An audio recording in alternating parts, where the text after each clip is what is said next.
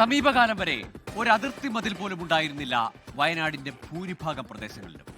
അയൽക്കാരെന്നല്ല, വീട്ടുകാരെന്ന പോലെ ഒരു ഗ്രാമമായി ഒത്തൊരുമയോടെ ജീവിച്ച ഇടം. മലകളോടും മലമ്പാമ്പിനോടും ഇടഞ്ഞും ഇണക്കിയും പോരാടിയും ജീവിതം കരുപ്പിടിപ്പിക്കാൻ ഒരു പലായനത്തിൽ മല കയറി വന്നവർ ഒന്നോടെ കഴിഞ്ഞിരുന്ന ഒരു ജില്ല. ആ ജില്ലയിലാണ് മരണത്തിന്റെ കാതടപ്പിക്കുന്ന ശബ്ദവും ചുടുചോരയുടെ ഗന്ധവും ജനജീവിതത്തെ സ്തബ്ധമാക്കിയത്.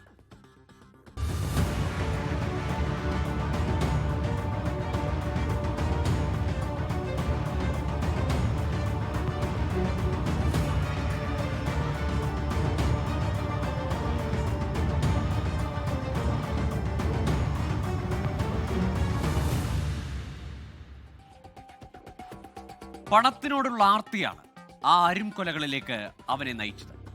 ജീവിത സായാഹ്നത്തിലെത്തിയ രണ്ടുപേർ, മുഖം മൂടി ധരിച്ചെത്തിയ മരണത്തിന്റെ ദൂതന്മാർ, അവരുടെ ജീവനെടുത്ത് മറയുമ്പോൾ കേരളം നടുങ്ങി. വീട്ടിൽ തനിച്ചാകുന്ന വൃദ്ധർ ഭയന്ന് വിറച്ചു. കുറ്റവാളികളെ തിരഞ്ഞ് പോലീസ് ഇരുട്ടിൽ തപ്പിയത് നീണ്ട 100 ദിവസങ്ങൾ. ഭയത്തിന്റെ, ആശങ്കയുടെ 100 ദിവസങ്ങൾ. ലോകം നടുങ്ങിയ ഒരു ഇരട്ട കൊലപാതകത്തിനും ശിക്ഷയ്ക്കുമിടയിലുള്ള ഉദ്വേഗജനകമായ അന്വേഷണത്തിന്റെ നാൾ വഴികളിലേക്കാണ് ഇന്ന് പരിശോധന.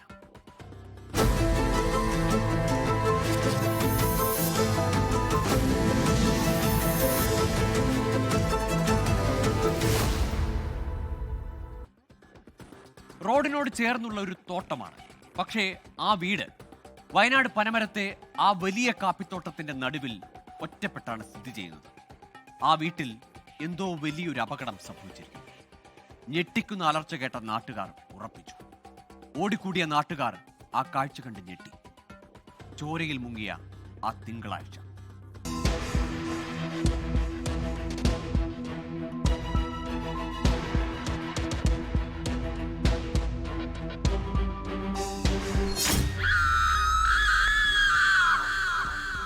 പനമരം നെല്ലിയമ്പം പത്മാലയത്തിലെ ആ അമ്മയുടെ കരച്ചിലാണ് അന്ന് ആ രാത്രിയിൽ നാട്ടുകാർ കേൾക്കുന്നത്. എന്തെന്നില്ലാത്ത അലർച്ച. നാട്ടുകാർ ഞെട്ടി.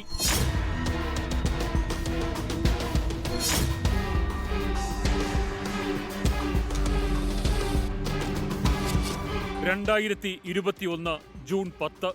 സമയം രാത്രി 8:30. ഓടിക്കൂടിയ നാട്ടുകാർ കണ്ടത് ചോരയിൽ കുളിച്ച ആ 2 മനുഷ്യരെ. 75 വയസ്സുള്ള കേശവൻ, ഭാര്യ 65 വയസ്സുള്ള പത്മാവതി.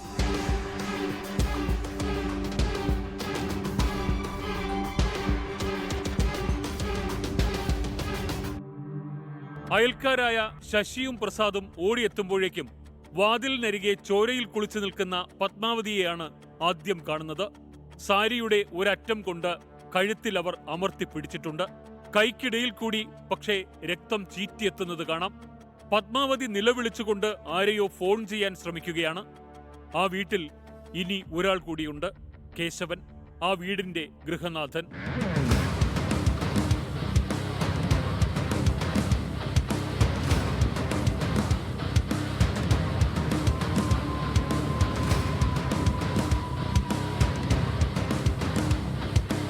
ഏതാണ്ട് ചോരയിൽ മുങ്ങിയ വീട്.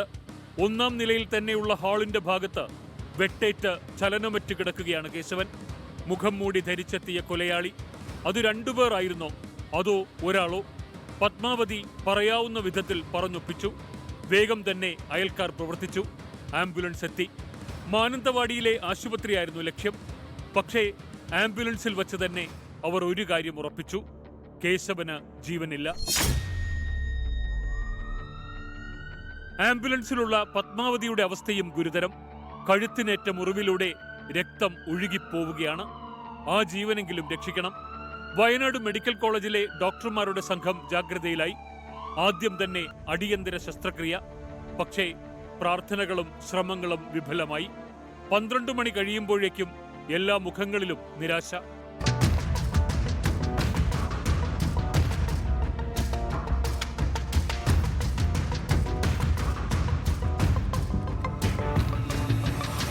(2021) ജൂൺ 11 പുലർച്ചെ പത്മാവതിയും മരിച്ചു.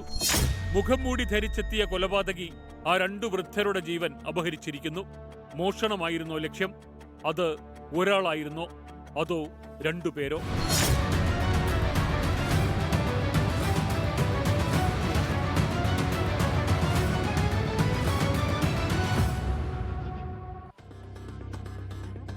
അതെ, ആ സംശയത്തിൽ നിന്നാണ് തുടങ്ങുന്നത്. അത് ഒരാളായിരുന്നോ അതോ രണ്ടുപേരോ? മുഖംമൂടി ധരിച്ച കൊലയാളികൾ. അവരെ കണ്ട രണ്ടുപേരും ജീവനോടെയില്ല, കേശവനും പത്മാവതിയും. പക്ഷേ നാട്ടുകാരിൽ ചിലർക്ക് പല സംശയങ്ങളും ഉണ്ടായിരുന്നു. മുഖംമൂടിധാരികളായ രണ്ടുപേരെ ഈ സംഭവം നടക്കുന്നതിനും കുറച്ചു മുൻപ് കണ്ടവരുണ്ട്.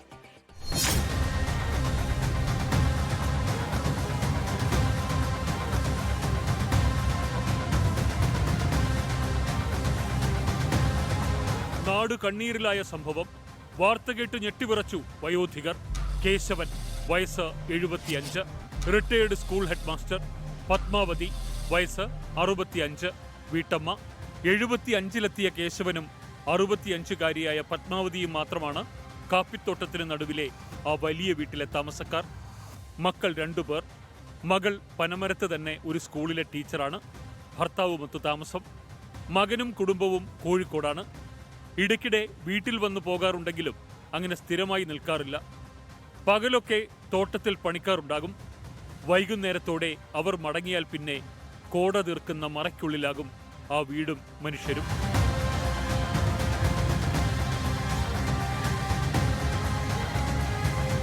സമീപകാലത്ത് നിരവധി മോഷണങ്ങൾ നടക്കുന്നുണ്ട്. കൊറോണ കാലമാണ്. ആളുകൾക്ക് വരുമാനം നിലച്ച സമയം. ഏതാണ്ട് ജാഗ്രതയിലാണ് പ്രദേശം. അതുകൊണ്ടാണ് നാട്ടുകാർ അവരെ ശ്രദ്ധിച്ചത്. മുഖം മൂടി ധരിച്ച 2 പേർ. കൊറോണയായതുകൊണ്ട് തന്നെ ആളുകൾ വിവിധതരം മാസ്കുകൾ ധരിക്കുന്ന സമയമാണ്. എങ്കിലും ഇതങ്ങനെയായിരുന്നില്ല.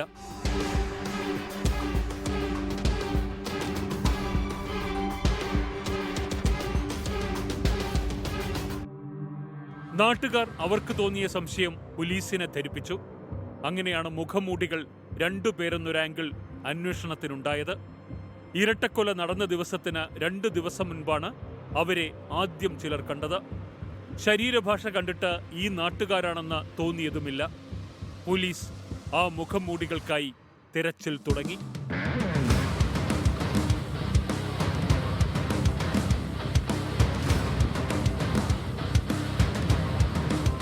6 മാസത്തിനിടെ 5 മോഷണങ്ങൾ പനമരത്തും പരിസര പ്രദേശത്തും നടന്നു.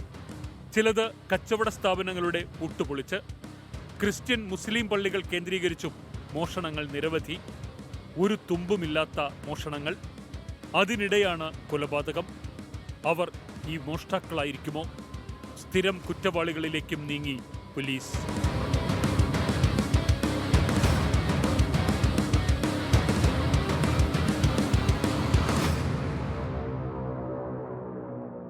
മുൻകൂട്ടി തയ്യാറാക്കിയ ആസൂത്രിത കൊലപാതകമാണോ അതോ മോഷണ ലക്ഷ്യവുമായി എത്തിയ തസ്കരന്മാർ നടത്തിയ ഹീനകൃത്യം? പഴുതടച്ച അന്വേഷണം വേണം. പോലീസ് വിപുലമായ ഒരു സംഘത്തെ തന്നെ രൂപീകരിച്ചു.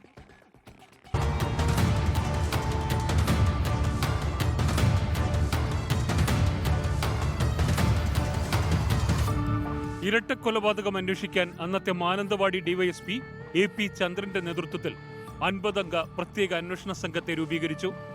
Sultan Bathery DYSP VV Benny, ജില്ലാ crime records bureau DYSP Prakash Padanayil എന്നിവരും സംഘത്തിലേക്കെത്തി.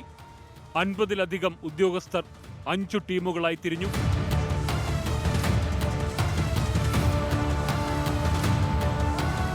പോലീസിന്റെ പ്രാഥമിക നിരീക്ഷണത്തിൽ കൊലപാതകം ആസൂത്രിതമെന്ന നിഗമനമായിരുന്നു. ആക്രമണത്തിന് തിരഞ്ഞെടുത്ത സമയം, മോഷണത്തിന്റെ ലക്ഷണങ്ങൾ കണ്ടെത്താൻ കഴിയാത്ത സാഹചര്യം. അതുകൊണ്ട് തന്നെ ഇത് ആസൂത്രിത കൊലപാതകമാകാം.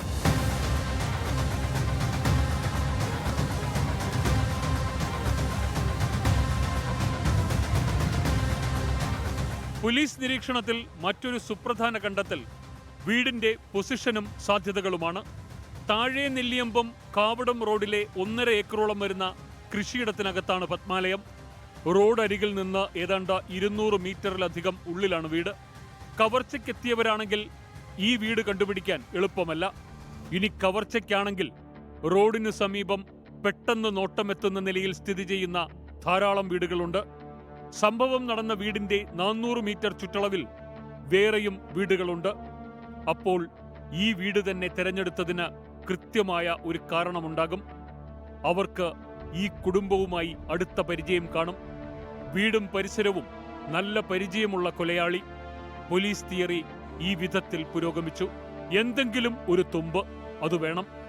ആദ്യം കൊലയാളി അവശേഷിപ്പിച്ച ആ അദൃശ്യമായ തെളിവ് തോണ്ടിയെടുക്കണം. വലിയ വീടിന്റെ മുക്കും മൂലയും പോലീസുകാർ അരിച്ചുപെറുക്കി. വീടിന്റെ ഒരു മൂലയിൽ നിന്ന് ഒരു സിഗരറ്റ് കവർ, വീടിനരികിൽ ഒരു ഏണി. വിരലടയാള വിദഗ്ധർ സ്ഥലത്തെത്തി. പോലീസ് സംഘമാകെ ആ തോട്ടത്തിലും പറമ്പിലും നിറഞ്ഞു. ഒടുവിൽ കൃഷിയിടത്തിലെ കുളത്തിനരികിൽ നിന്ന് അവർക്കത് കിട്ടി. ചോരക്കറയുള്ള ഒരു തുണി, ഒരു നിർണായകമായ മെറ്റീരിയൽ ഒബ്ജക്റ്റ്.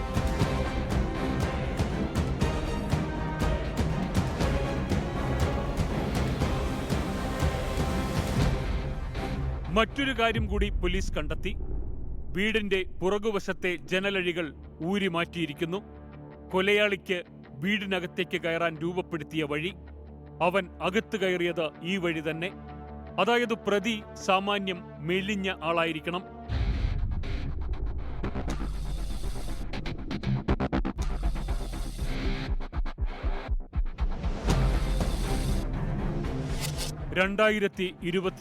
ജൂൺ 10 പനമരത്തും പരിസര പ്രദേശത്തും അന്ന് സാമാന്യം നല്ലതുപോലെ മഴ പെയ്തിരുന്നു. ജൂണിലെ ആ മഴ ആ രാത്രിയിലെ ഒരു കൊടുംപാതകത്തിന്റെ തെളിവുകളിൽ പലതും കഴുകിക്കളഞ്ഞിരിക്കണം. പോലീസ് നായ്ക്കൾ ഏറെ പരിശ്രമിച്ചു.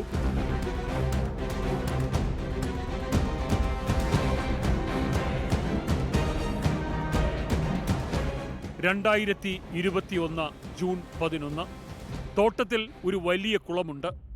ആ കുളത്തിന് സമീപത്ത് നിന്നാണ് രക്തം പുരണ്ട ആ തുണി കണ്ടെടുത്തത്. കൊലയാളി ഉപേക്ഷിച്ച് കടന്നു കളഞ്ഞതാണ്. പോലീസ് നായ്ക്കൾ മണം പിടിച്ച് കുളം വരെ എത്തി. ചോരക്കറയുള്ള തുണിക്കു ചുറ്റും പോലീസ് നായ്ക്കൾ വട്ടം കറങ്ങി. കൊലയാളി ഈ കുളത്തിലിറങ്ങി മുങ്ങി നിവർന്നിരിക്കണം.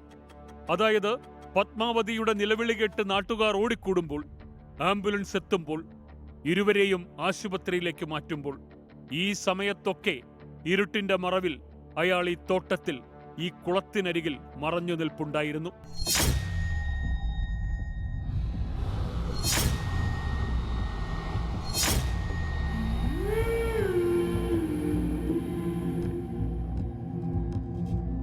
അഞ്ചു സംഘങ്ങളായി തിരിഞ്ഞ പോലീസിന് മുന്നിൽ ഒരു വലിയ ടാസ്ക് ടാർഗറ്റ് ഉണ്ടായിരുന്നു. അവർ ആ 50 പേർ കൂടി ആഞ്ഞുപിടിച്ചു. പോലീസ് ആകെ പരിശോധിച്ചത് 5 ലക്ഷത്തിലധികം ഫോൺ കോളുകളാണ്. ആദ്യം റാൻഡം, പിന്നെ സാധ്യതയുള്ള എല്ലാ കോളുകളും.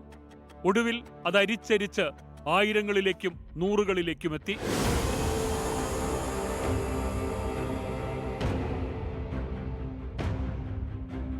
പോലീസ് CCTV ദൃശ്യങ്ങളും ശേഖരിച്ചു. ഏകദേശം 150-ലധികം സ്ഥലങ്ങളിൽ നിന്ന് CCTV ക്യാമറ ദൃശ്യങ്ങൾ നിരീക്ഷിച്ചു. സംശയമുള്ള മുഴുവൻ ആളുകളുടെയും വിരലടയാളങ്ങൾ ശേഖരിച്ചു പരിശോധിച്ചു. ആകെ 2000-ഓളം പേരെ വിരലടയാളമെടുക്കാൻ മാത്രം വിളിച്ചു വരുത്തി. 3000-ഓളം സ്ഥിരം കുറ്റവാളികളെ സൂക്ഷ്മമായി നിരീക്ഷിക്കുകയും ചോദ്യം ചെയ്യുകയും ചെയ്തു.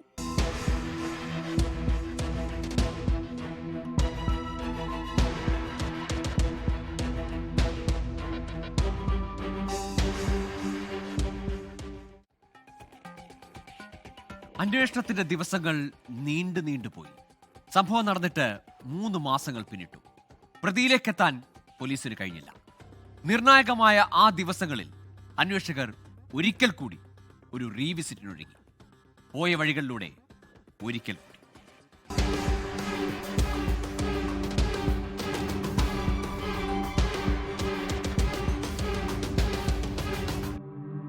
ആദ്യഘട്ടത്തിൽ തന്നെ അയൽക്കാരെയാകെ ചോദ്യം ചെയ്തിരുന്നു.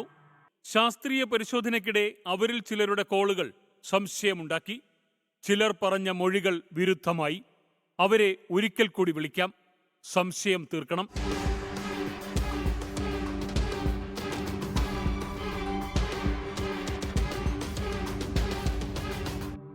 ആദ്യഘട്ടത്തിൽ അന്വേഷണ സംഘം വിളിപ്പിച്ചവരിൽ ഒരാളായിരുന്നു അയൽവാസിയായ അർജുൻ. മെലിഞ്ഞ ശരീരമായിരുന്നു എന്നതൊഴിച്ചാൽ അർജുൻ പ്രതി എന്ന് സ്ഥാപിക്കാനുള്ള ഒന്നും പോലീസിന് അന്ന് ലഭിച്ചിരുന്നില്ല. നാട്ടുകാരിൽ ചിലരിൽ നിന്ന് ലഭിച്ച പല സൂചനകളും വീണ്ടും അർജുനിലേക്ക് നീണ്ടു. ആ വീടുമായുള്ള അടുപ്പം, ഫോൺ കോൾ പാറ്റേൺ, CCTV ദൃശ്യങ്ങളിലെ നീക്കങ്ങൾ. സംശയം തീർക്കാനായിരുന്നു പോലീസിന്റെ തീരുമാനം.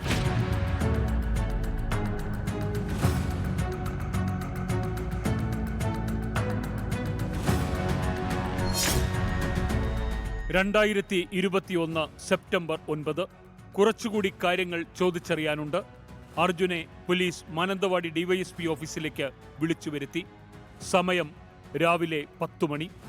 സംഭവം നടന്ന ദിവസം ജൂൺ 10 രാത്രി എവിടെയായിരുന്നു? ചോദ്യത്തിന് മുന്നിൽ അർജുൻ ഭയന്നു തുടങ്ങി. വാക്കുകൾ വിറച്ചു. ശുചിമുറിയിൽ പോകണമെന്നാവശ്യപ്പെട്ടു. ശുചിമുറിയിലേക്ക് പോയി മടങ്ങി വന്ന ഉടൻ ചോദ്യം ചെയ്യൽ തുടർന്ന പോലീസ് ചോദ്യം വീണ്ടും ആവർത്തിച്ചു. അതേ ചോദ്യം. പെട്ടെന്നാണ് അവിടെ നിന്നും അർജുൻ കുതറി ഓടുന്നത്. പോലീസ് പിന്നാലെ.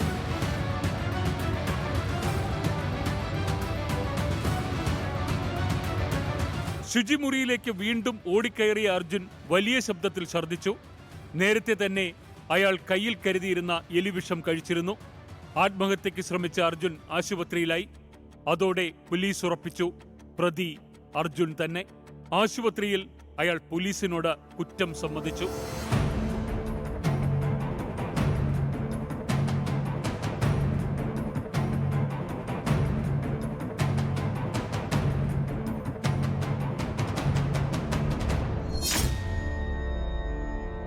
അർജുൻ കുറുമ കോളനി, കായക്കുന്ന്, നെല്ലിയമ്പം. കേശവന്റെ കുടുംബവുമായി അടുത്ത ബന്ധം.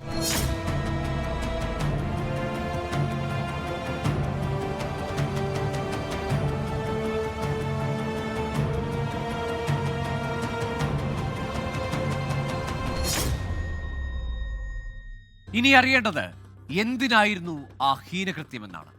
അയാൾ എങ്ങനെയാണത് ചെയ്തത്? മോഷണമായിരുന്നു ഉദ്ദേശമെന്നാണ് അർജുന്റെ വാദം.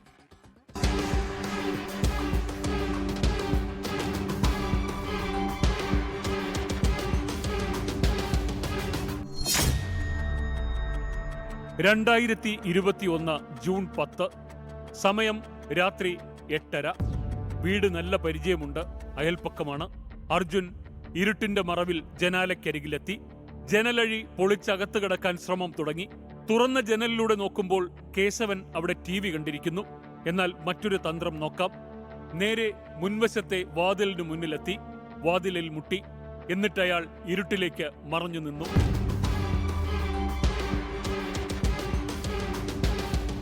വാതിലിലെ മുട്ടുകേട്ടാണ് കേശവൻ പുറത്തിറങ്ങിയത്. കേശവൻ മുൻവാതിൽ തുറന്ന് പുറത്തിറങ്ങി ഇരുട്ടിൽ പരിശോധിക്കുന്നതിനിടയിൽ അർജുൻ തന്ത്രപരമായി വീട്ടിനകത്തേക്ക് കയറി ഒളിച്ചു. അകത്ത് കയറിയ അർജുൻ സുരക്ഷിതമായി നിൽക്കാൻ ഒരു ഭാഗം തപ്പി. പക്ഷേ കനത്ത ഇരുട്ടിൽ അയാൾ അറിയാതെ കാൽ ഒരു പാത്രത്തിൽ തട്ടി. പാത്രത്തിന്റെ ശബ്ദം കേട്ട് കേശവൻ അകത്തേക്ക് വന്നു. കേശവൻ അർജുനെ കണ്ടു. ഓടി രക്ഷപ്പെടാനാണ് താൻ ആദ്യം നോക്കിയതെന്ന് അർജുൻ പറയുന്നു. പക്ഷെ അപ്പോഴേക്കും കേശവൻ തന്നെ തിരിച്ചറിഞ്ഞു എന്നൊരു തോന്നൽ അർജുനുണ്ടായി.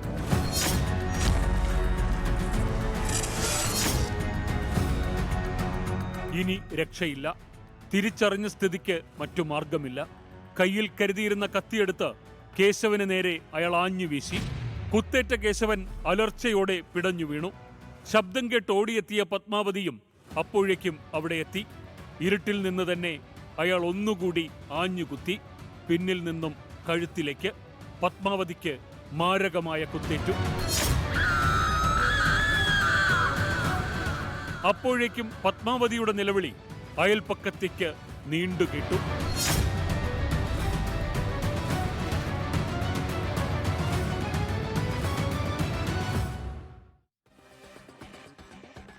എലിവിഷം കഴിച്ച് ആത്മഹത്യയ്ക്ക് ശ്രമിച്ച പ്രതി അർജുൻ പോലീസ് വലയത്തിൽ ചികിത്സയിലായി. അപകടനില തരണം ചെയ്ത ദിവസങ്ങളിലെല്ലാം ഒന്നിനു പിറകെ ഒന്നായി ചോദ്യങ്ങൾ. ഓരോ തെളിവുകളായി പോലീസ് ശേഖരിച്ചു. അർജുൻ ആശുപത്രിയിൽ, പോലീസ് തെളിവ് ശേഖരണത്തിൽ.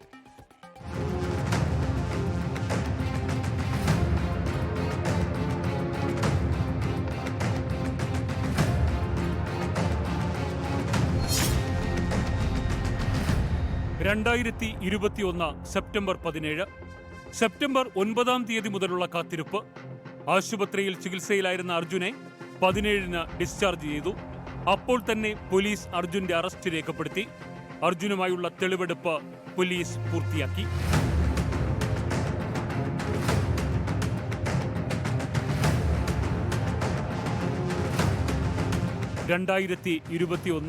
ഡിസംബർ 8 പ്രതി അർജുനെ അറസ്റ്റ് ചെയ്ത് 82 ദിവസത്തിനു ശേഷം Mananthavady judicial first class magistrate കോടതിയിൽ അർജുനെതിരെയുള്ള കുറ്റപത്രമെത്തി. ആകെ 2700 പേജുള്ള കുറ്റപത്രം. കേസിലാകെ 103 സാക്ഷികൾ, 179 രേഖകൾ, 86 തൊണ്ടിമുതലുകൾ. കേസിലെ ഏക പ്രതി 27 വയസ്സുള്ള നെല്ലിയമ്പം കായക്കുന്ന കുറുമ കോളനിയിലെ അർജുൻ.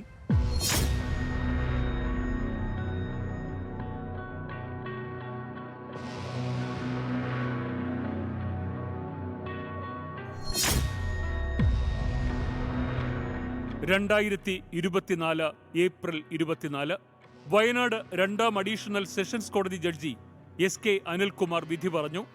നിഷ്ഠൂരമായ കൊലപാതകം ചെയ്ത പ്രതി അർജുൻ കുറ്റക്കാരൻ തന്നെ.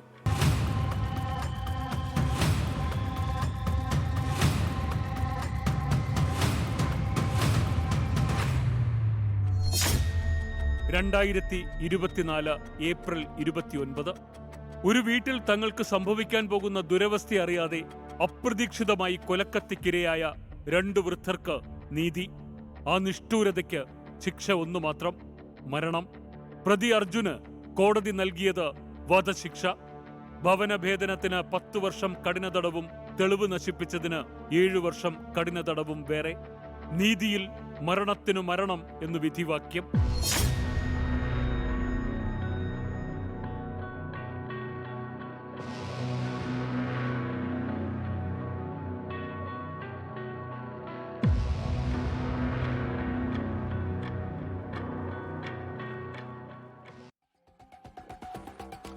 ലെക്സ് ടെലിയോനിസ്. ഒരാൾക്ക് വധശിക്ഷ വിധിക്കുക അത്ര എളുപ്പമുള്ള ഒരു കാര്യമല്ല. അപ്പോൾ നമ്മൾ ഓർക്കേണ്ട വാക്കാണ് ലെക്സ് ടെലിയോനിസ് എന്നത്. ന്യായാധിപന്മാരുടെ ഒരു റെഫറൻസ് തിയറിയാണ്. പ്രാചീന ഹീബ്രു ബൈബിൾ പുറപ്പാട് പുസ്തകം അധ്യായം 21 വാചകം 23 മുതൽ 27 വരെ കാണപ്പെടുന്ന ഒരു കൽപ്പനയാണ് ഈ തത്വത്തിന്റെ അടിസ്ഥാനം. കണ്ണിനു കണ്ണ്, അളവിനു മറുപടി, തുല്യ അളവ് എന്നൊക്കെ പറയുന്ന പ്രതികാര നിയമമാണ് അടിസ്ഥാനം. പരസ്പര നീതി എന്നതാണ് ഉദ്ദേശം. പക്ഷേ കാലം മാറുമ്പോൾ, മനുഷ്യന്റെ ഓരോ അവകാശങ്ങളും ചർച്ചയാകുമ്പോൾ ഇതൊക്കെ നമ്മൾ പുനഃപരിശോധിക്കേണ്ടി വരുന്ന കാലമാണിത്. നല്ല അയൽക്കാരനാവുക എന്നത് അർജുൻ എന്ന ചെറുപ്പക്കാരന് ഇനി സാധ്യമാണോ എന്നത് നിയമത്തിന് മുന്നിലെ മറ്റൊരു ചോദ്യം. ലോകത്തെവിടെയായാലും ഏത് സമയത്തും 24 വാർത്തകളും ഓഗ്മെന്റഡ് റിയാലിറ്റി പാക്കേജുകളും എക്സ്പ്ലെയിനറുകളും വിശദമായി കാണാൻ ഞങ്ങളുടെ യൂട്യൂബ് ചാനൽ നിങ്ങൾക്ക് സബ്സ്ക്രൈബ് ചെയ്യാം.